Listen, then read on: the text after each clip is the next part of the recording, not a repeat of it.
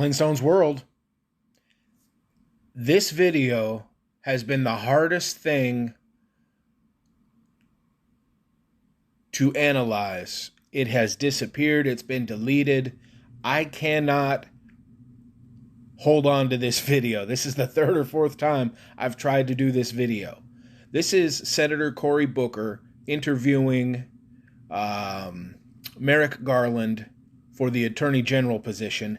Listen to how this guy, Merrick Garland, listen to how he describes what happened at the Capitol, and tell me if that's really what happened at the Capitol. Here we go. Of domestic terrorism. Is this something that you will look at in terms of the degree of the resources of the agency? Yeah, as I say that, I think the first thing I should do as part of my briefings on the Capitol bombing are briefings with Director... Part of the what? Part of the what, sir? The Capitol what? My briefings on the Capitol bombing. Anybody else? Anybody else? The what?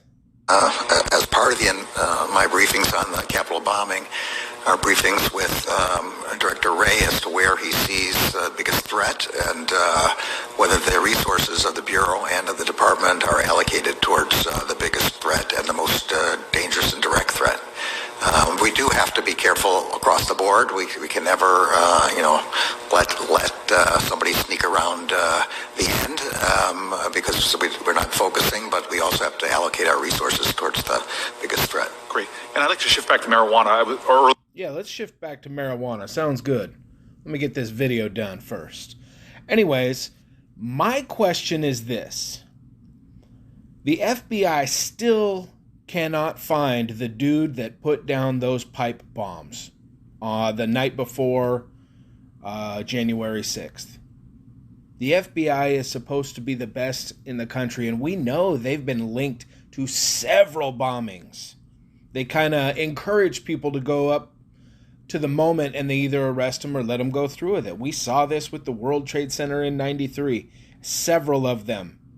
I imagine if you looked at Oklahoma City, you could find some weird happenings there too. But here's the thing. Was this supposed to go off? Was this supposed to be a bigger false flag? I'm not making any claims. I'm just saying that they are pushing so hard with this domestic terrorism thing. Now Capitol bombing. That never even happened. Insurrection. Really? A whole bunch of unarmed people ran in there? Come on, man. That was the weakest insurrection on earth. Riot? Sure. They broke shit? Sure. But here's the thing. You cannot just pick and choose what you want to report on. We all know, those of us with eyes, we all know there was a BLM guy in there screaming, burn it down. He was breaking windows. He filmed himself. But it's not being reported on the news. The media is an epic failure. You want to know who the terrorists are right now in 2021? It is the mainstream media. It is the politicians. People in suits, people on TV. Those are your domestic terrorists. Sure, rioters need to be punished, 100%. But we all watched 200 straight days of, 35 cities being burned and